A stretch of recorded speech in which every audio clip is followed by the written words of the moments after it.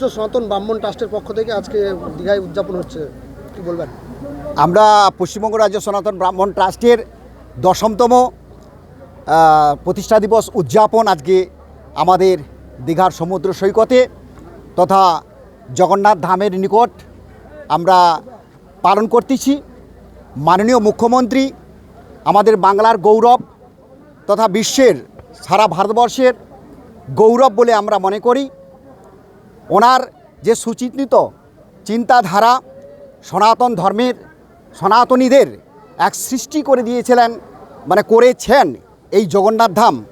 জগন্নাথ দেবকে প্রতিষ্ঠা করবেন আগামী 30শে এপ্রিল, ওই দ্বারোদ্ঘাটন হবেন, জগন্নাথ দেব প্রতিষ্ঠিত হবেন এবং তৎসহ আমরা মাননীয় মুখ্যমন্ত্রী জনদরদী, মানবদরদী, মানবিক মুখ আমাদের মাননীয় মুখ্যমন্ত্রীকে আমরা শ্রদ্ধা জ্ঞাপন করছি। পশ্চিমবঙ্গ রাজ্য সনাতন ব্রাহ্মণ ট্রাস্টের পক্ষ থেকে ওনাকে শ্রদ্ধা জ্ঞাপনের মাধ্যমে আমাদের প্রতিষ্ঠা দিবস পালন করছি। 10তম প্রতিষ্ঠা দিবস আজকে আমরা সাড়ম্বরে পালন করছি।